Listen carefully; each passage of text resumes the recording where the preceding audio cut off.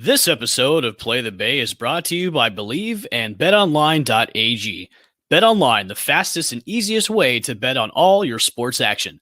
The Masters is here. BetOnline has you covered for all the news, scores, and odds. It's the best way to place your bets, and it's free to sign up. Head to the website betonline.ag or use your mobile device to sign up today and receive your 50% welcome bonus on your first deposit. BetOnline, your online sportsbook experts. And now, Play the Bay.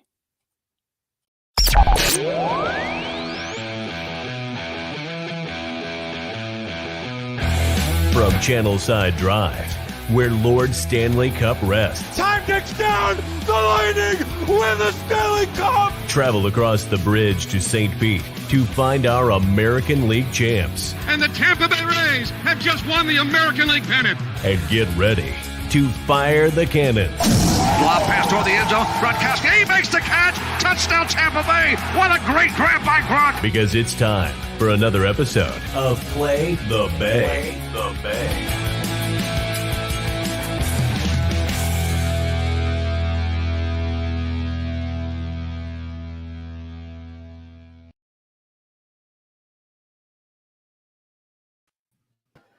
Hello and welcome back to another episode of Play the Bay. I was like, oh no, we're not in the stream.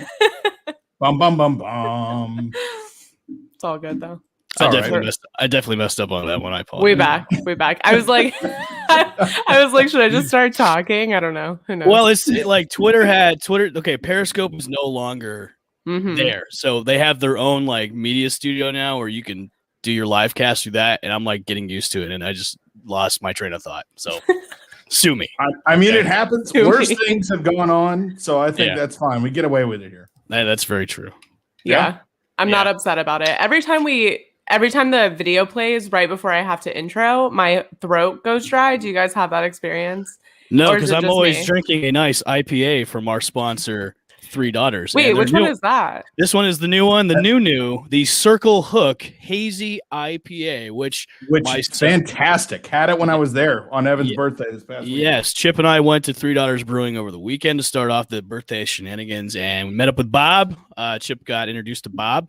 And social media director, great guy. We had some IPAs, and then we moseyed on down, had some bourbon, and got schmammered. I did, at least. So, cheers. I actually stayed in St. Pete the entire evening and caused debaucheries till just unsavory hours that we'll get into a little bit more. We'll get Evan's into a little bit more. Fights with drunk girls at the bar.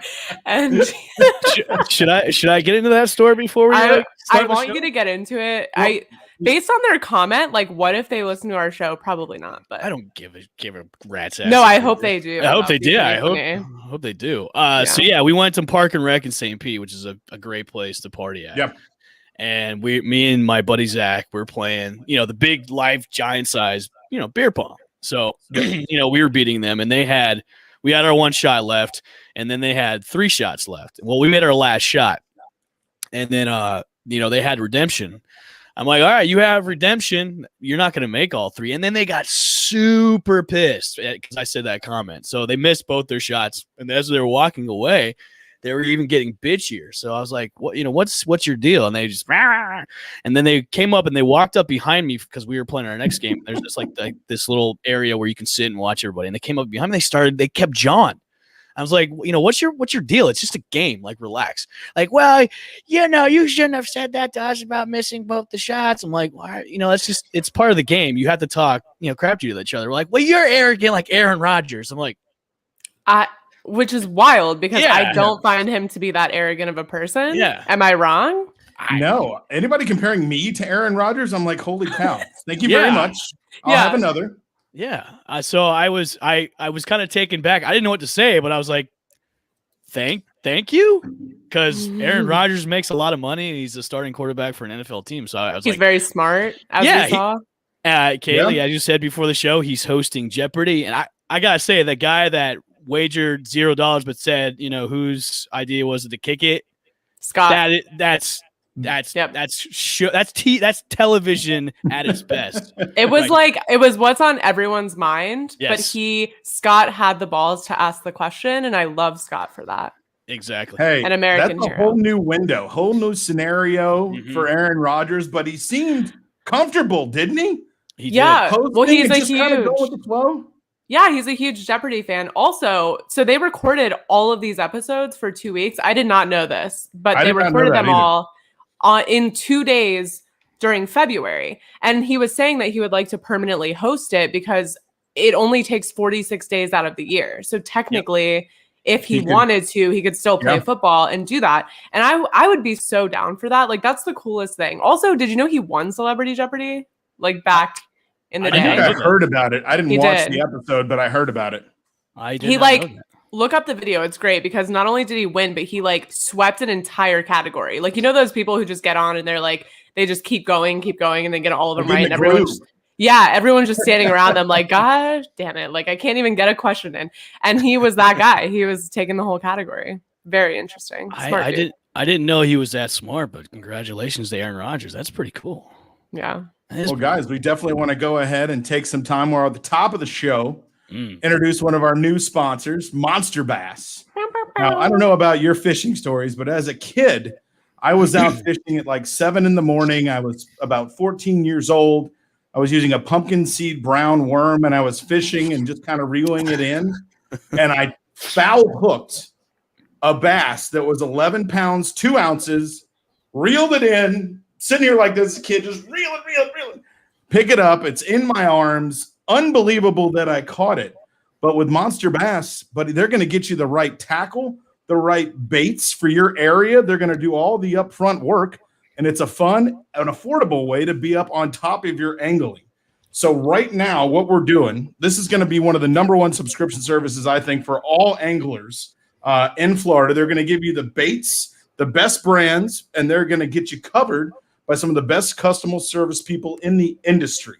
So what you need to do today is if you're looking to go and catch bigger bass from lures that are shipped directly to your door, go over to monsterbass.com and use the code TAMPA10 to get $10 off on your first box. Go ahead to monsterbass.com, sign up today, mention Play the Bay, use the code TAMPA10, get $10 off your first box.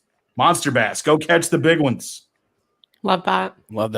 I think we're plugging so much stuff today. I have to give a big shout out to Richard and Pam, who who were nice enough to go to TJ Maxx in Bradenton and get me this black alternative Tampa Bay Lightning jersey, which I picked up today from their house in Bradenton. So I wanted to say thank you to those two. Big fans of the Lightning. They showed me their Lightning jersey collection, and it is large. It is awesome. I mean, those two are Lightning fanatics, and I want to thank them for going out of their way and going to the Bradenton TJ Maxx and getting that for me. So thank you. Pam. Thank you, Pam and Richard, for adding to my jersey collection with this black Tampa Bay Lightning jersey. So thank you. Keep Evan well dressed. Yes. How did you connect with them? How did you know they had the jerseys to go get? So, there's all these groups on Facebook for Lightning and the Rays, and Pam had she posted on there saying, "Hey, TJ Maxx and Bradenton has these. I purchased one today. If anybody wants one, let me know and I'll get one for you." And I was like, I want one. I will pay the money, and I did. And she got one for me. She was nice enough to get one for me.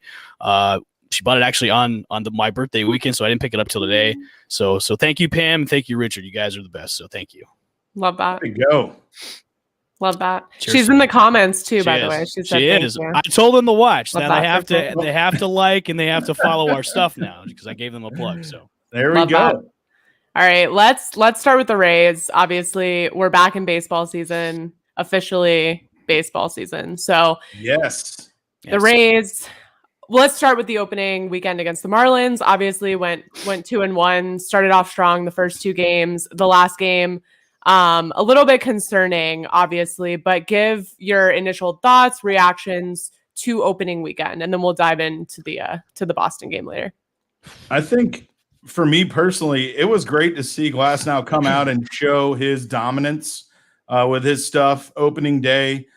He's the guy that we want to step up. He's the guy we need to step up, losing 2 marquee starters He did great. I think he went 6 innings, had 6 strikeouts, and really just showed what type of pitcher he can be in the future on opening day. So I'll leave my thoughts there just at opening day to let Evan have in a game or two in that series. But yeah, I thought he did great on opening day. Yeah, I think there's a lot of room to improve. I mean, the last 2 games they've obviously struggled pitching wise, and hitting hasn't been great. Yeah. The biggest concern I have going forward is defense. Their defense looked so bad last night. Now, obviously, the injury bug has hit them, quite well, with pitchers being on the DL. G-Man Choi is on the DL. They don't really have a first baseman right now, and that showed last night with Sasugo, who shouldn't be at first base at all. And the thing is, they don't have anybody else to put there, and they don't have another place for him because they can put Yandy Diaz there. They could, but they want to have Sasugo in, but they've got nowhere to play him. The outfield's already crowded as it is, so the only spot for Sasugo to be at is first base. Yeah. So there's a lot of people on social media going, it's already imploding, it's already done. It's like you guys 4 games. 4 games, just chill out. And I think one of the biggest concerns with people is the pitching, with Rich Hill, aka Dick Mountain, and Chris Archer looking like with a side of was very troubling to see, because we had big high hopes for these guys coming to the rotation, especially Chris Archer coming back. But it's the first week of the season. I mean, I'd be more concerned if they're like this maybe a month or 2 down the road, and the Rays are still struggling when it comes to their strong suit, because their strong suit is pitching, their starting rotation and their bullpen.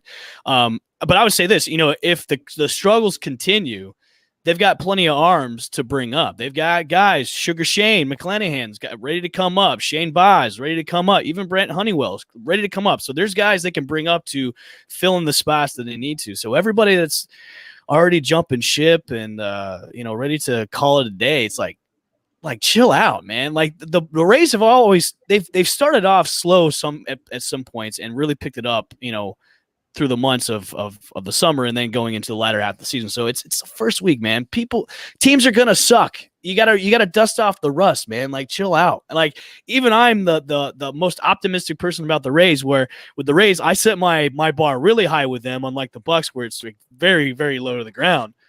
But I would just say everybody chill out, man. Like it's all gonna come into place. There's some places that really need to improve, but you never know. They could make a trade down the road. We don't know. It's just the first week, so chill out. Chill out, everybody. Chill out. Everybody, yeah. I think the one thing that I looked at, and maybe while I was watching the game, is just that we know that, Waka, Hill, and Archer. Waka.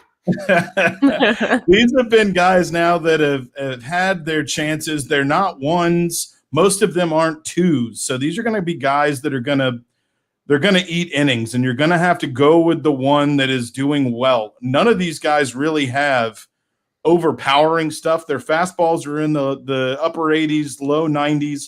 And if these guys aren't locating their pitches, you're going to get beat up. So, I mean, you really got to be cognizant. Waka, you could tell it when he starts to get in the 60 to 80 pitch count in the lineup. He's been through the lineup, 2 or 3 times. People are going to start hitting him because he's not overpowering. He's not somebody that's going to fool you. If he's locating his pitches, he's going to have a chance to be a lot better. So a lot of these guys have good stuff. It just has to be located. So if these guys are leaving their pitches in and over the plate, things like that are going to happen. But like you said, Evan, we're going to see. We're going to see what happens. We're 4 games in. So, I'm not, like I said, I'm not jumping ship. So. Kaylee, let me ask you, Kevin Kiermaier got put on the IL or IR today. And I've been saying this for the past couple of seasons, where his value to me has been, it's almost at a stalemate, because his bat sucks. He can't hit worth a damn, but his defense is off the charts. Oh, and by the way, Randy Arozarena, by the way, unbelievable. Yeah, insane. Catch of the year last night. Do you think it's time the Rays to maybe pull the trigger and make a trade and trade Kevin Kiermaier away to get something back before his decline continues to slide? That's unpopular. I mean, it's tough because I don't know if now's the time that you can do it, because you're looking not at now. Yeah. You would really have to wait, because I think but this is him, right? Like he's one of those guys who's on and off IR. heart and soul of the Rays, but not the quads and the joints and the muscles and the bones. So that's the tough part is someone who could be sitting on and off through the entire season worth it, even if it does beef up your defense. I mean, I think right now, given what they need, maybe not the time to trade because the value's down, especially with this whole quad thing going on, but maybe in the future when they can kind of find some pieces. I mean, I don't know. They confuse me a little. It almost reminds me of the Ken Griffey Jr. effect because Griffey played so hard when he was, playing, and he played center field. And it's almost like we have almost that situation where we have, a great defensive player. Obviously, he doesn't hit like Ken Griffey, but okay, good. I'm glad you said that. No, hell, no. You're never. No. To jump through my laptop and Chip, be like, we're going to compare those two. Chip, I was never going to say Kevin Kiermaier's on that level of Ken Griffey when it comes in.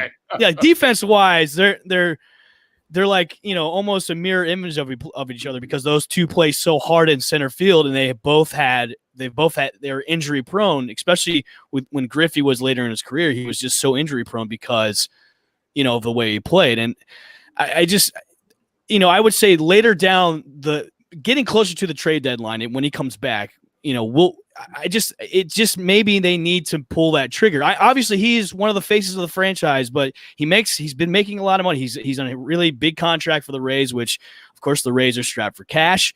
So it could be coming down to like, hey, you may have to part with the baby brown eyes that we're all infatuated with, and that's just me. So he's kind of the glue. And John Momola chimes in. Yeah, I was getting ready to read his comment there. Yeah. Center fielder. I mean, like we said, I think it's early now. Obviously, the history of being injured and a lot of those things go into effect, but we'll see. I think that he has the ability to ignite the team in areas where he's had a lot of experience, and I think he's definitely a good clubhouse presence and great for the organization. So I mean, not to say there's a point where ability and clubhouse leadership, you kind of get on the wrong side of that and you got to make a decision. I think we're definitely moving towards that. I just don't know if it'll be now. I just going the past 4 games, obviously there's no cause for concern just yet. It just seems to me that there hasn't been, they just look flat. They look flat. Even though they played they took 2 out of the 3 against the Marlins, they still look flat, and they're looking flat, last night, the night before last when they lost. It just seems like, where's that pep in the step? Obviously it's the first 4 games, but like, where's that excitingness in the clubhouse that we've seen before? Maybe they need to come home. I mean, obviously we have a series against the Yankees coming up this weekend. It's the home opener, so maybe we'll see that. I'll be there on Friday, so I'll be cheering them on. So, I think like going back to it, everybody needs to chill out. This is Tampa Sports Twitter you're talking to, and I don't know if you're familiar, but hitting the panic button immediately as the season starts is a personality trait. Don't I know it? Oh, yes. I think one thing, guys, and maybe one of our sponsors, Sunday Scaries, they could get back to their form of 2020. Ooh. They get a little bit of mental clarity. That's the first step to moving better in the clubhouse, feeling a little bit better. Taking your Sunday Scaries is like CBD gummy bears. They don't have to think. They're more relaxed and they're ready to go. So right now we can go, and there's no risk to buy. Sunday Scaries, one of our great sponsors, 100% lifetime money back guarantee. If the product's not for you, and that's okay, you get your money back. So Sunday Scaries, they're in the stress relieving business, and they're not in the stress causing business, which the Rays don't need any stress in their lives. So we got you here. Go ahead, go to their website, sundayscaries.com. Use the promo code Bush, and you get 25% off. Sundayscaries.com. They're effing amazing. You won't regret it. Join the squad, sundayscaries.com. We get it? We get it. We I've only had a quarter of my IPA. That was just a misread. I'm sorry. Kaylee, you weren't here last week. You were absent. We had Trisha on the show last night, and before we got on the show, last week. No, I said last week. You said last night. That's last week. I got to sample Sunday Scaries unicorn jerky. unicorn. What he said was, I know he showed me what it looked like. Is it candy? It looks like candy. You remember the zebra stripe gum? Yeah. Okay, so it looks like zebra stripe gum, but it's multicolor. It's not like one color per strip, and it looks like the rainbow. And it's CBD gummies. But it's called unicorn jerky, and it was great. Like I don't normally take CBD products. I take the other white meat. But I tell you one thing, I had a few jerkies and it was relaxing. It was nice. So I would definitely recommend the unicorn jerky at sundayscaries.com. Use the promo code PUSH, 25%. There you go. I want to try it for sure. You should. I'm sending my promos to my stepdad who is having trouble sleeping. Kaylee, so I Mr. have your Phil, drops. If you are watching, I am sending mine to you, I promise. Yeah. Chip's got the gummies. You got the drops. So whenever you guys need them. Nice. Yeah. We'll have to pick those. I'll pick those up with my new beer. Yeah, that too. Yes. Yeah. So should we go to Bucks now, Kaylee, or should we do Lightning? Since we have Lightning fans and we have Lightning jerseys. Yeah, we can talk Lightning. You want to talk Lightning first? Yeah, let's do Lightning. Let's do Lightning. That. We can end Bucks. Save football for the end. Yeah, cool. Let's do it.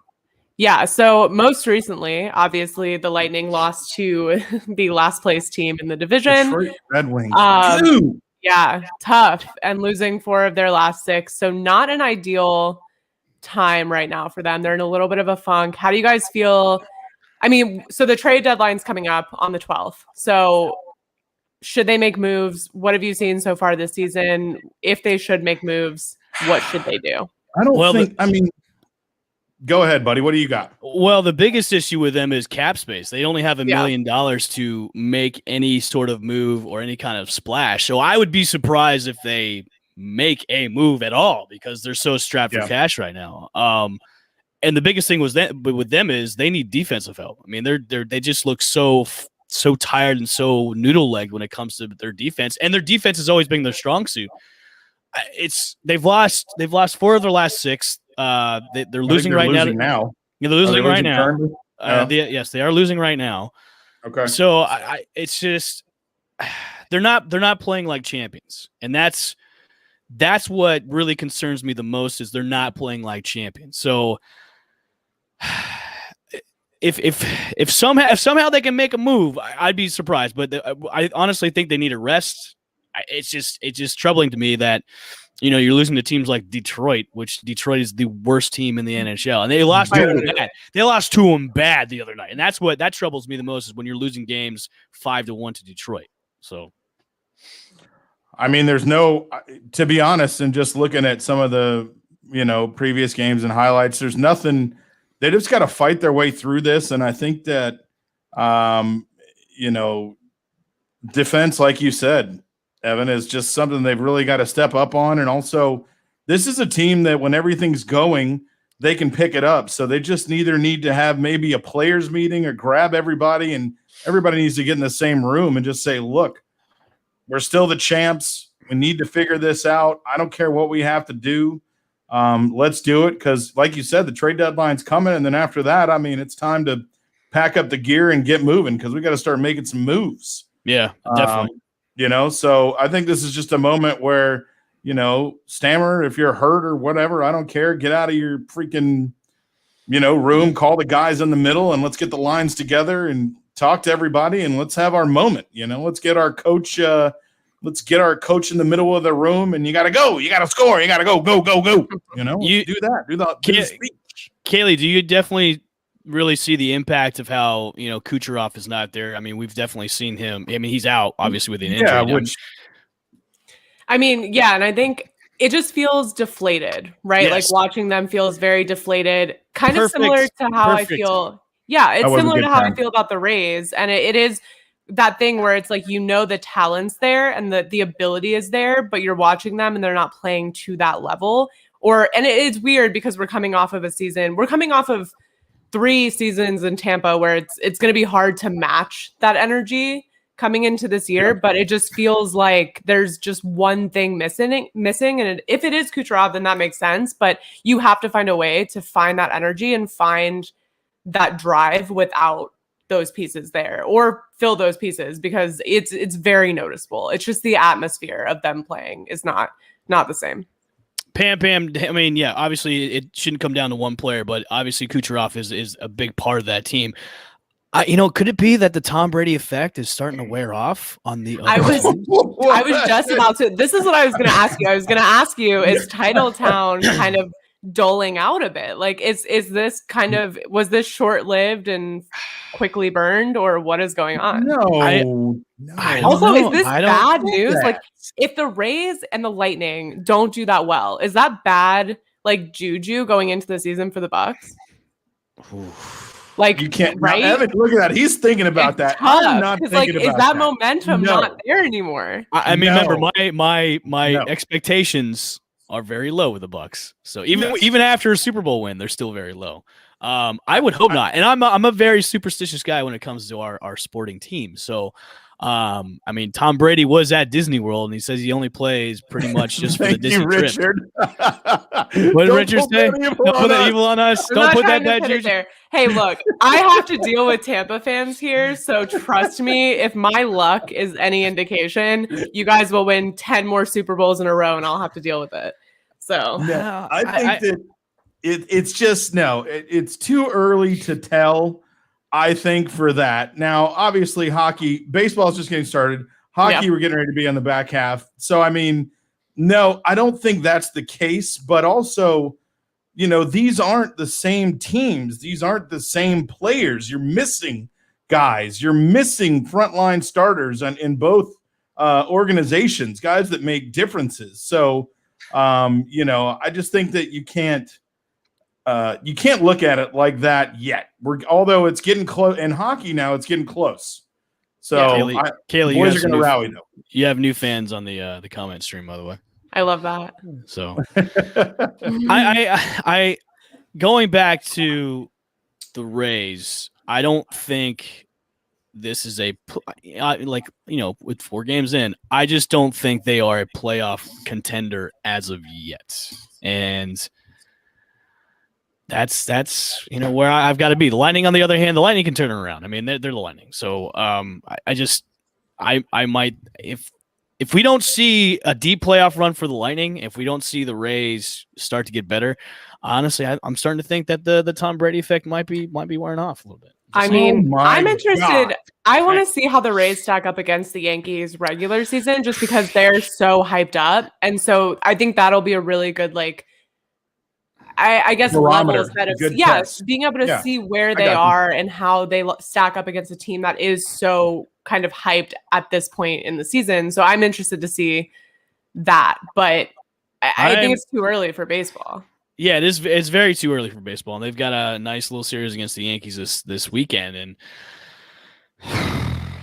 it's a good thing I love IPA beer because it might be a long series. I don't have confidence in them yet because just the way they've looked the past couple of days. I think that, like we said, and I'm going to go on to emphatically talk about this as we get into the Rays season. These guys are not ones. They're not even twos, the guys that we brought in. And we lost 2 guys that were ones pretty much. So, I mean, there's going to be a drop. There's going to be a difference in our starting rotation. And it's something you have to work with, and it's got to be changed. And you got to figure out where to bring in your bullpen. And, from right now, Waka, Hill, those guys, Archer, they're going to have to find out their roles. And the Rays are some of the best at organizing their pitching staff to get what they need out of guys. So maybe you do throw in a Waka, and maybe you only keep him in for 3 innings because he doesn't have overpowering stuff, and then you go to a Castillo or you go to somebody else who's got overpowering stuff. So I think Catch and the team will figure this out, but these guys aren't built anymore to go 6 or 7 innings, I don't think personally. Yeah. I think we've seen. Yeah. And I think that was the whole point of kind of the method of using them both, taking the workload off of both of them. And this is the time to do that, right? Like, this is the time in the season to test those things, try those things, figure out whose role is what and where they fit best. So that's why I'm not that worried. I'd also rather have a team whose injury bug hits earlier in the season than later. I don't necessarily want it coming down the stretch, especially with this season being back to a normal length season compared to last season. I don't want to have to deal with that later. So dealing with it now and being able to figure out what are those fixes if that does happen and where do people fit and what their roles are, I feel like is going to be, if anything, beneficial for them. It doesn't necessarily mean that they're going to look fantastic and win the World Series at the end of the year, but it means that they might be more equipped to handle that stuff down the line than other teams that are, off to a running start. I like that. I think the depth, though, too, in our organization for the Rays is also the younger arms that Evan alluded to earlier that can come up now are getting kind of primed. And I think the Rays, you'll see, I think that if they figure out that some of these guys we brought back or Archer bringing back and Hill, if they don't, fit the bill, I think it's time to call those arms up. It's time to bring them up and give them an opportunity. Let them get some experience in the front end of the season. So when we get into the dog days of summer, these guys have already been there, done that, and they kind of know what to expect. So everybody's still on the boat right now. No need to jump off the ship yet. It can still be righted. But, yeah, we're just realizing what we had ahead of us, moving forward, which is fine with me. It's fine we figure that out now. I would say for both teams, don't jump ship yet, man. It's all good. Yeah, especially with the Lightning. Everybody just keep it cool. Relax. Calm down. Hold on to your butt. Calm There's down, no evil on us. Yeah, keep it. No evil on us. We're still title town. Everything's fine. So it's okay. Just relax, okay? I just have to stir the pot. That's like I feel like that's my role here. No, Kaylee, stir the pot as much as you want. You can stir the pot. You can stir the pot. Yeah. We moved the pot. We moved the spoon like 1 inch to the left, and Twitter explodes. So yes, Twitter. Yeah, it's hard to be on Tampa sports Twitter. I'm not gonna lie to you. It's exhausting. It's an exhausting experience, and I'm not like I do root obviously for the Lightning and the Rays, but like when it comes to the Bucks and all that, I'm just like, whoa, this is a lot, and it's not even like I'm stressed for you guys based on people on Twitter. I'm just like, what is going on here? What's happening? Well, we'll see. I think it'll be just fine. That's what I think. Everybody just calm down. It'll be good. So we still have the football lag though. And what a crazy football week. And we all know the Bucks have had what a great offseason. One of the first teams to re-sign all 22 of their starters since 1979. And boom, we have multiple trades.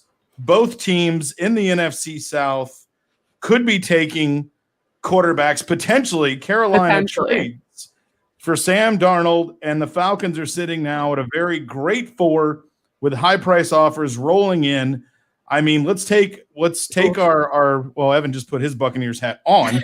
Kaylee and I will take ours temporarily off.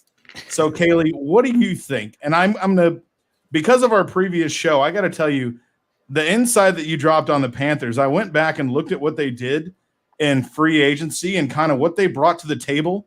And I got to tell you, you really did hit that in the head. They've done a great job as an organization this year, signing some defensive talent and now getting Sam Darnold and keeping their first round pick. Unbelievable job. What do you think about Sam Darnold and the Panthers? I actually love this for them because I think I just want to see what Sam Darnold can do in a system that's more suited for him. And I do believe that it is a little more suited for him. Obviously, he's got experience with, some guys down there. He's going to have more to work with, obviously, than he did in New York. But the thing about it is that, people are criticizing what New York lacked as far as what they got back for him because he is young. He was, a first round draft pick. There's all these things that go into it where it's like, you should have got more. Well, they don't have a reason to, right? Like they're done. Like, they're looking ahead. They're not trading out of 2. I know that's kind of gone back and forth. They're not trading out of 2. That's not going to happen. They're going to take the second best guy or whoever they believe is the best guy for their organization. They don't need to hold on to Sam Darnold, and they recognize that. So I appreciate them for that and not really weighting him down with these hefty asks and making people go out of their way to trade for him. Like, I really do appreciate the fact that they made him accessible, and it seems like they want him to go somewhere and have an opportunity and have a chance to be better and really prove what he can do. And I think Carolina is a great place to do that. I think it's tough for them division wise. But I think organizationally they're heading in the right direction. They've got pieces there that are really going to work for him. And I think if if he can get the right things around him and they can put him in the right culture, in the right system with the right guidance and coaching, this is a perfect test. Does it work or does it not work? And it's not going to be a 1-year thing. And I don't think their organization's trying to make it a 1-year thing. I think they are really trying to get pieces and build long-lasting success over the next 5 to 10 years. But, at least this is an opportunity. And it's not like they were going to get one of the top 4 and 5 guys in the draft. So, here we are. I think they did a good job. They took a quarterback with experience. And I still think Sam Darnold, I think he would have rated higher than some of the quarterbacks still on the board, potentially talking to some of the guys like Adam Schefter. They still like him a lot. Evan, I know you're shaking your head. So, Evan I mean, what do you now tell me this? Now, the Buccaneers have really positioned themselves because 3 teams potentially, right now could reshuffle. Well, Carolina is reshuffling. So they're going to look to maybe trade Teddy Bridgewater. The Falcons are rumor has it 50-50 on the fence right now, drafting a quarterback. So you could see a new quarterback in Atlanta, not to mention the Saints just got rid of their Hall of Famer, and now the lovely and talented crab leg stealing Jameis Winston will be manning the helm in the great city of New Orleans. So Bucs fans, you're loving it, right? Feeds you, right? This is great. I mean, the NFC South has now turned into the AFC East of old because the other 3 teams, maybe not the Saints so much, but your Atlanta Falcons and the Carolina Panthers are looking like the Jets and looking like the Dolphins of old. Well, the Saints too. I mean, the Saints are going to have to adapt to a whole new system of play because they've just lost so much. To be honest with you, as a Bucs fan, I like it. I mean, for an organizational standpoint, I think the Panthers, this doesn't make them better or even worse because it just seems like you traded for a quarterback that's almost equal to Teddy Bridgewater. It's a stalemate on this one. And you think Sam Darnold is the equivalent of Teddy Bridgewater? I do. I think it's hard to say that because I feel like Teddy Bridgewater, and I love him. I think he's great, but he has been given opportunity, right? Like we've seen him be given with good teams and talent around him and chances. And he has a ceiling, and it's not a high ceiling. And I think Sam Darnold, like when you go back and look at film, it's really not as bad as it felt in the moment. Like there are some things there that he does that are extremely impressive. And it's just in the moment, you can't see it because they're just losing. But it just seems to me because he just throws the ball just to throw the ball, and if it lands in somebody's hands, he's lucky. That's because you don't have an offensive line. He's been chased. Carolina doesn't have much of an offensive line either, and if Christian McCaffrey comes back, even at maybe 85%, that's great for him. I mean, listen, I'm not going to take away the playmakers that Carolina has. They have a great receiving core in DJ Moore, Robbie Anderson, 2,000-yard guys last year. They do. I just. Sam Darnold, to me, just doesn't – he's not going to slide. Now, I know Matt Rule he interviewed for the Jets job a couple of years ago, and he was really high on Sam Darnold. That's why they eventually brought him over to the Carolina Panthers. But I don't see him thriving in that system. It maybe take him a few years. Great, but Mac Jones is 3 months younger than Sam Darnold. Well, good for him. Great. So Sam Darnold's not old. He's not done. We don't even know who he is. That's my thing. I feel like I don't know who Sam Darnold, the quarterback, is. I think I'm maybe judging this too early because, and Kayla, I agree with you on this. We don't know his identity yet as a real, actual quarterback because he's been in such a bad situation for so many years. We haven't seen the Sam Darnold that, Chip, you and I saw at the Combine not too long ago. So it all depends on if – it's almost like a fixable. You have a broken plate, you want to fix it. Are you going to have the Gorilla Glue, or are you just going to have Elmer's glue to put it back together? And that's what this is a project for the Carolina Panthers. It might work out for them. It might work out great, and this might be a steal for the Panthers. I just think with the division that he's in and the teams that he's going to face, like the Saints still have a great defense. The Bucs will feast upon the Panthers in that O-line and Sam Darnold to make him throw interceptions and make him make mistakes all day long. This is great for the division because it's going to make the Bucs even better. But I just think this is to me, it's a wash for me when it comes to them trading for Sam Darnold. When you had Teddy Bridgewater, you don't make them bad. You don't make them better. You don't make them worse. It's just a stalemate for me. And honestly, if there's a landing spot for Teddy Bridgewater, trade him over to Houston, because right now with Deshaun Watson, you don't know what's going to happen with him. And I think Teddy Bridgewater gotten worse since our last show. I know people are stepping up now, which is even worse. If I'm, and I know we need to get in the Bucs talk. With Houston, they need to make some sort of move with this situation right now. I would say if Carolina's letting Teddy go, hey, we're gonna let you talk to teams. We're gonna let you test the waters. We're gonna let you go out there and talk to whoever. If I was Houston, I would say, hey, well, let's bring you over to this team, because right now we have a situation that we have. Well, they have Tyrod Taylor already. Yeah, he's going to go ahead and he'll probably start if Deshaun Watson's gone.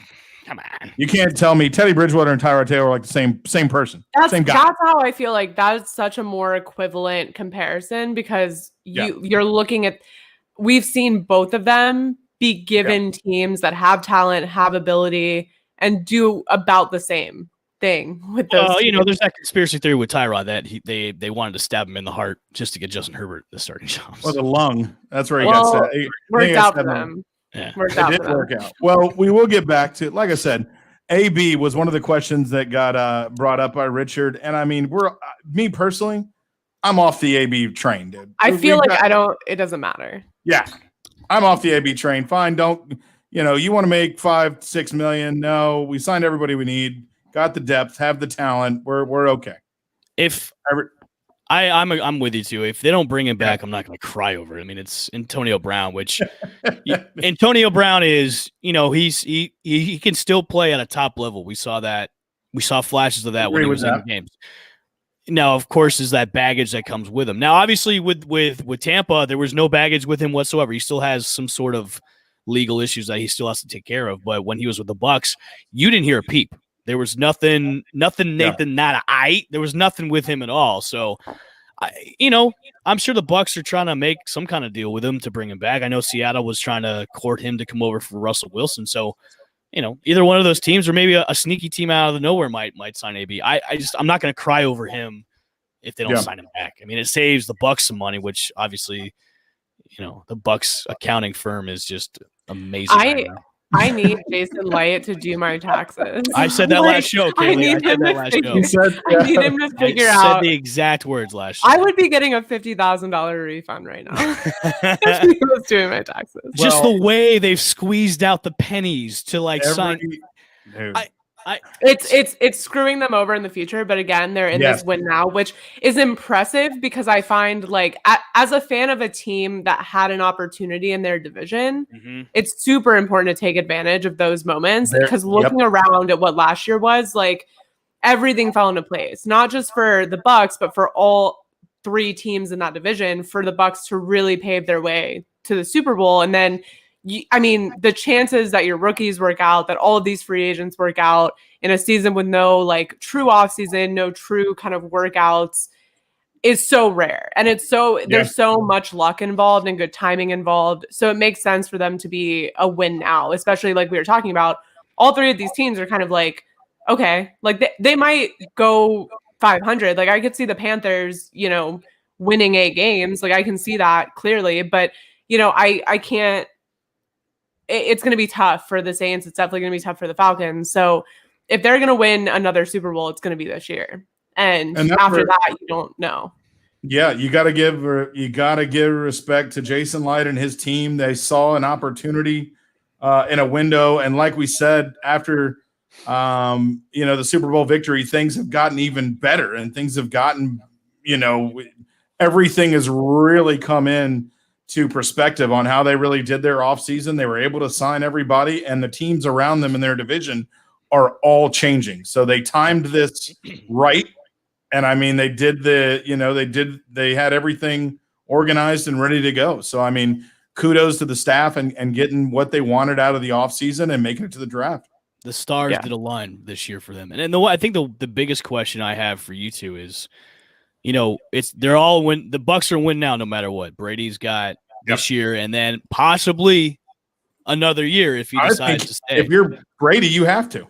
I would say too. If they do well this year, even if they don't win the Super Bowl, but if they make another deep playoff run, I say he comes back. But the biggest question I have though is, what are they going to go into this draft saying maybe we need to draft an heir apparent to him, or are we going to wait till next year and either get somebody in free agency, which I think is going to be Aaron Rodgers, or draft somebody to learn from Tom Brady for whatever years he has left, because he has this year and then he's maybe going to re-up for one more year. So, should they make those kind of plans right now for the heir apparent, or are they going to maybe wait on free agency again like they did, this past offseason when they brought in Brady? I mean, I would wait. I just think this draft, you're not getting. No, you will not at 32. You're not going to get. Yeah, you're at 32. No one's going to fall. Maybe get a guy in the later rounds, because at this point, and we can talk about their first pick at 32, but at this point, whatever falls to 32, the best guy available, you can take and make something work, right? Like, I think running back is an apparent area where they need to kind of maybe focus. But if the right guy is not there, you could really take the best person on the board and be equally as happy with it, because you don't really need anything that badly, right? You've signed everyone. And it just is hard to imagine them taking a quarterback or even trying to facilitate that to make it happen. I could see maybe if some guy falls that they liked during pro day or like during interviews or whatever, if that guy falls to maybe like second, third, fourth round, maybe they grab him, just because, like I said, you can afford to do that when you don't have that many needs. They're not a needy team. So if they like a guy who's back there, like, maybe you get lucky. Like, we've seen a lot of great quarterbacks. I mean, Tom Brady fell, so we've seen a lot of great quarterbacks fall later in the draft. So maybe they do that. But I think as far as the future, I mean, I would assume they're going to go the free agency route, but I also think it just depends where they're at. Like, all of these contracts, eventually the money has to get paid out.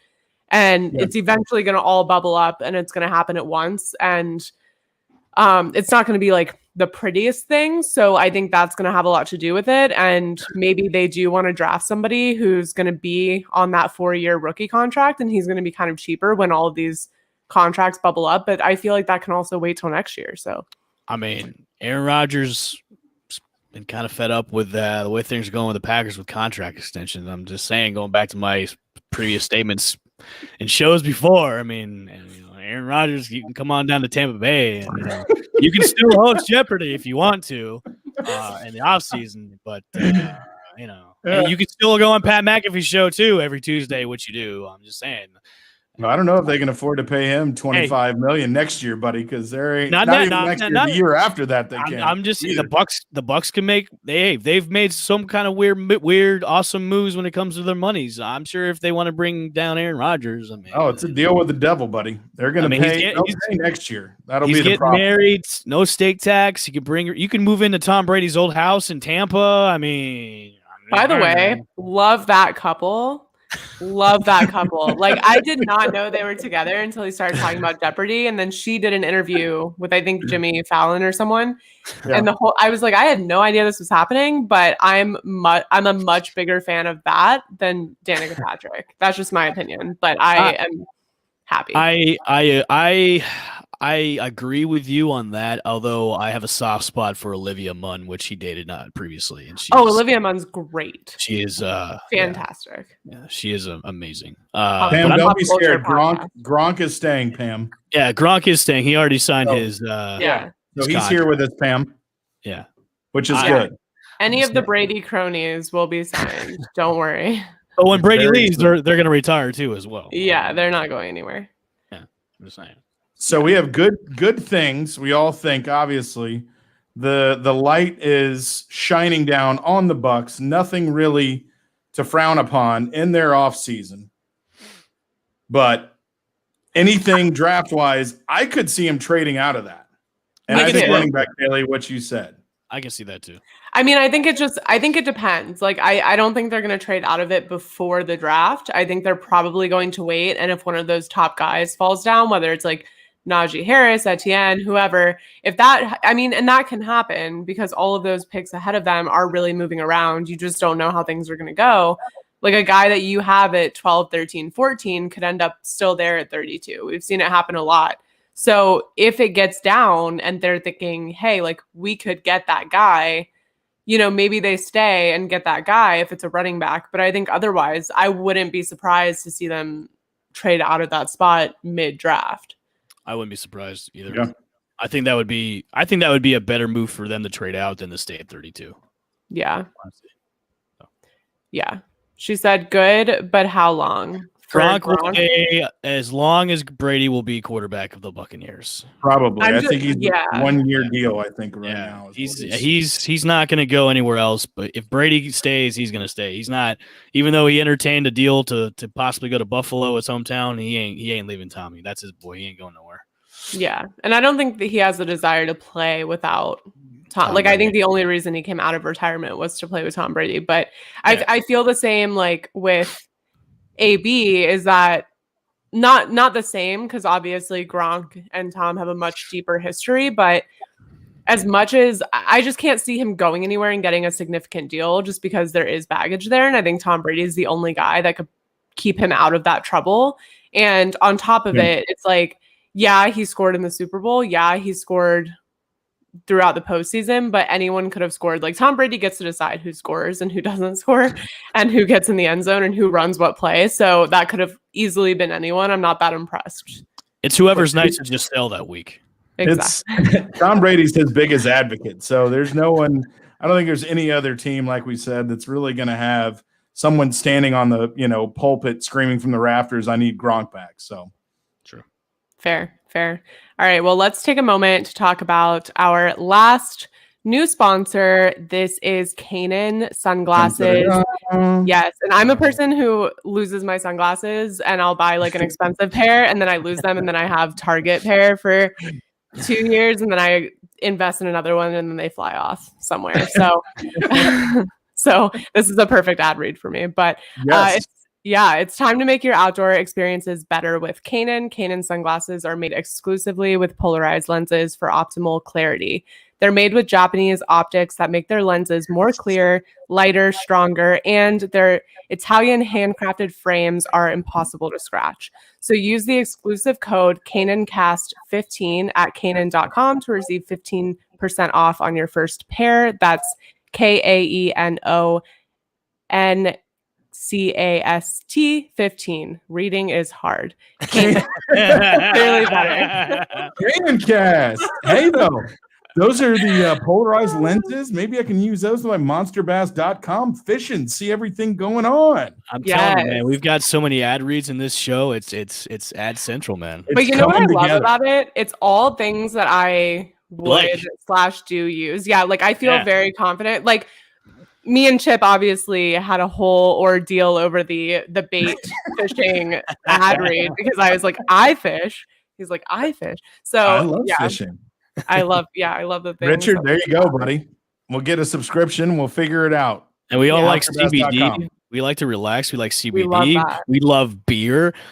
We love betting. We love all that kind of stuff. So we've got ad reads. We got ad reads for all of you. Yeah. So I have one question, and I know we're winding down here. Just a general question. NFL draft coming up 29th of this month. Will 4 quarterbacks go in the first 4 picks for the first time in NFL history? No, I think 4 go in the first 5. I think 3. I say 3 in the first 4. 3? Yeah, I think the Falcons trade out too. Yeah, that's kind of what I think. I think a team. Now I got to tell you, I can see a team like Denver coming up from 9 and maybe doing something like that. That's what I can see.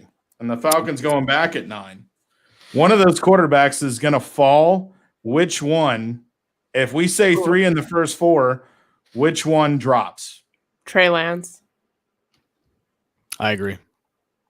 See, everyone's saying Fields going to drop, but Trey Lance.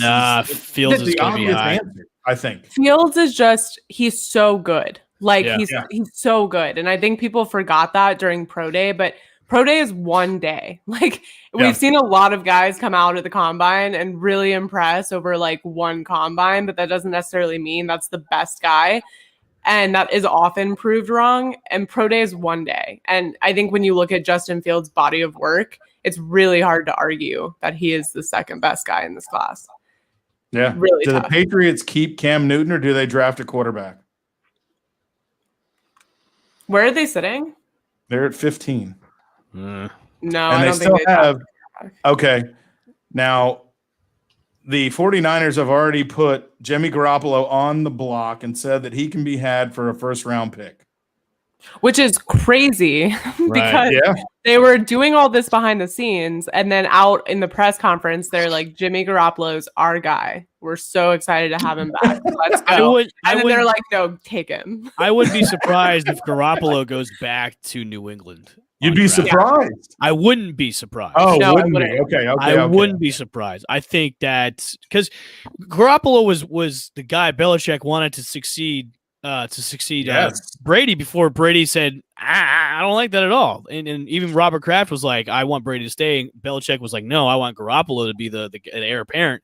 And that's why that whole trade happened was Brady didn't want it. He didn't want that. So I think it's going to happen. I think it's going to happen on draft day. You'll see, Garoppolo go back. Cause I don't think Shanahan wanted Garoppolo to begin with. I think they're going to start fresh with somebody new. That's why they've made all these trade moves to begin with. Yeah, it's tough though because like where they're sitting, right? Yeah.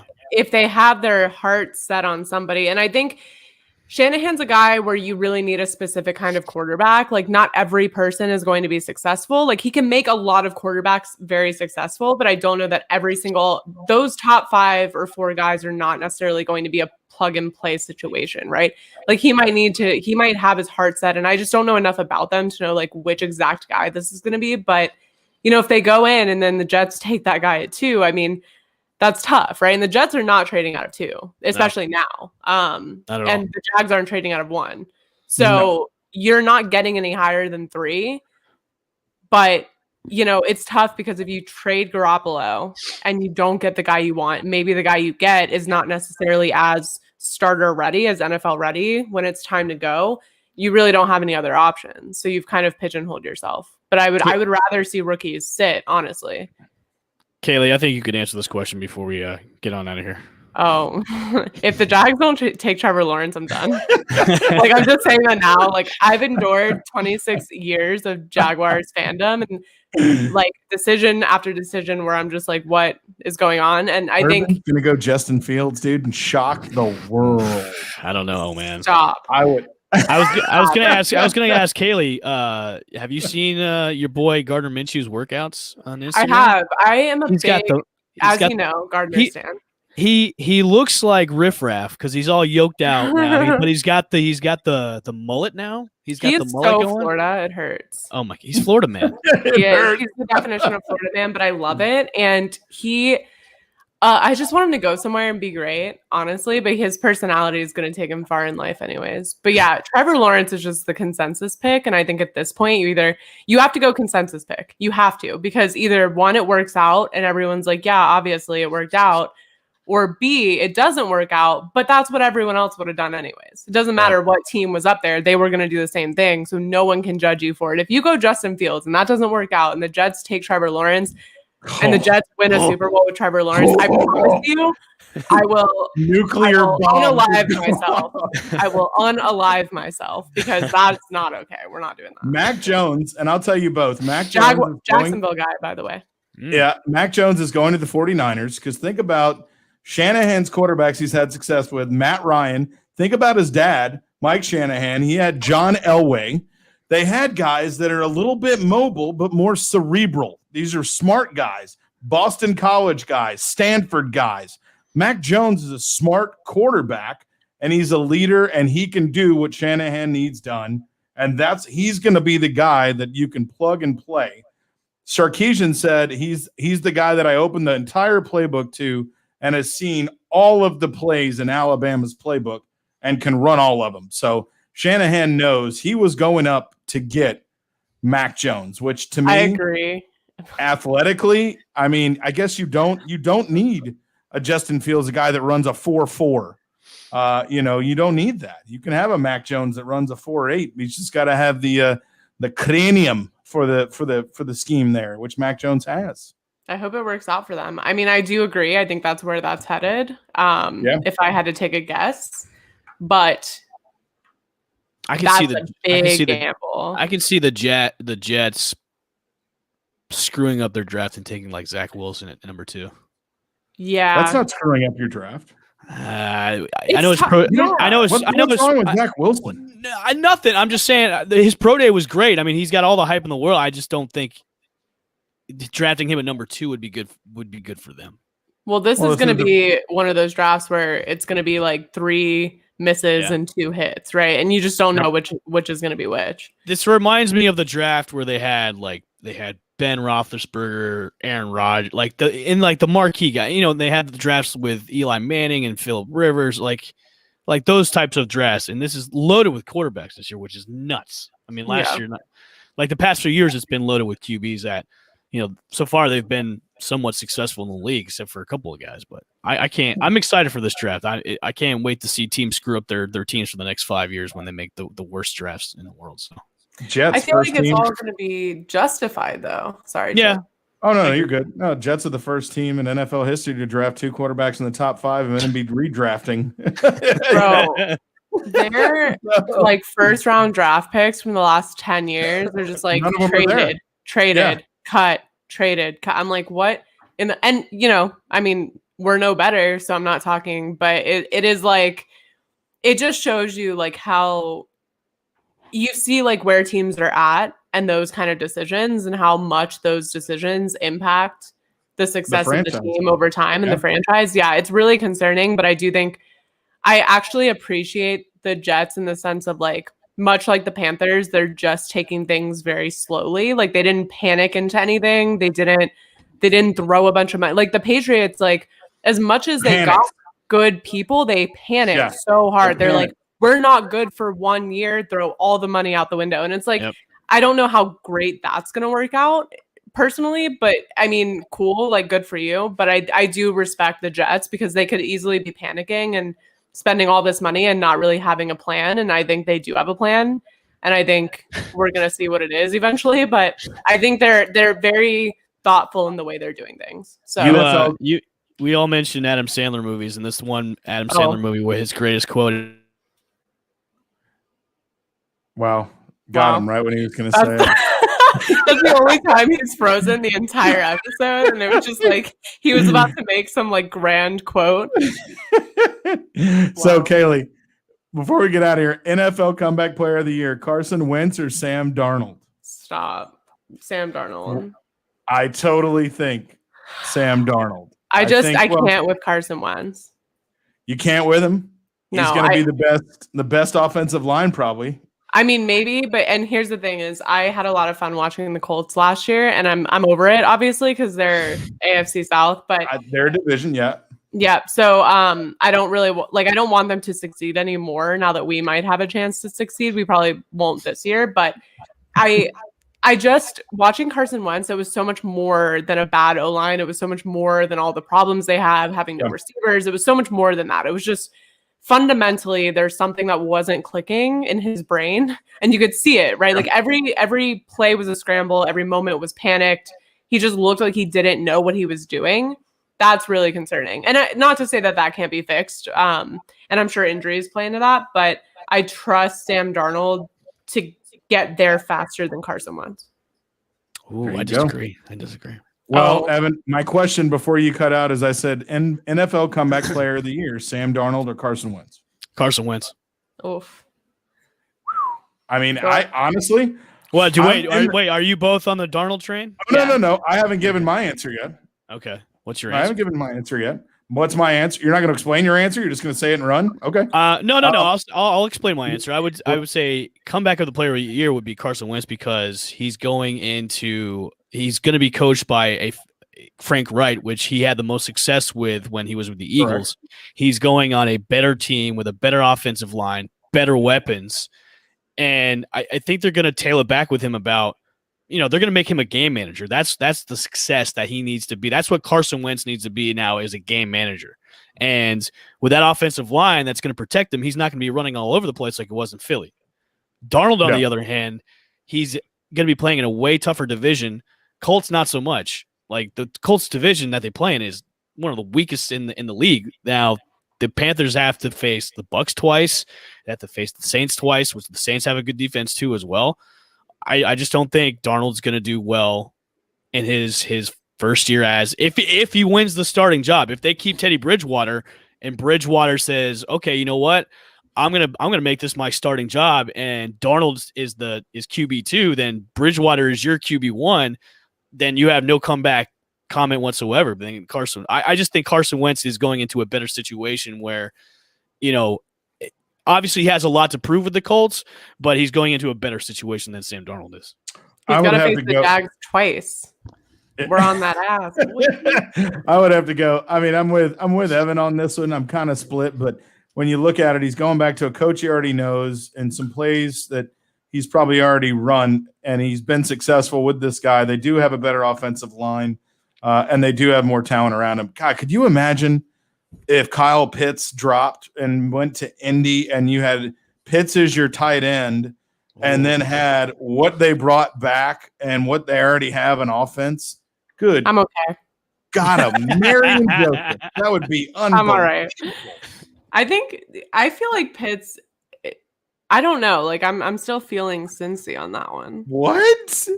He's got the same stats as Calvin Johnson and a wider wingspan, and he's bigger. Calvin Johnson. Where is he coming from? And where is he coming from? Kyle Pitts, Florida. Yeah, and what success do we see in the NFL from guys? I mean, they've got some wide receivers that have been good. They murder tight ends. Aaron Hernandez, Jamar Gaffney. They're you know what? Never mind. Percy Harvin. Headaches. I mean, come on, go with me. I don't like Florida, and I don't want to see the Colts succeed, even though they were a lot of fun. Kyle Pitts is your offensive rookie of the year in the NFL, so just get used to that. Dead serious. All right, watching. All right. And on that note, any final thoughts? Just gave a shout out on the lightning strikes. That is a fan group. Thank you, Pam. Much appreciated. Thank you, Pam. Share our links to that group too. Make them everybody subscribe to us. We love Pam and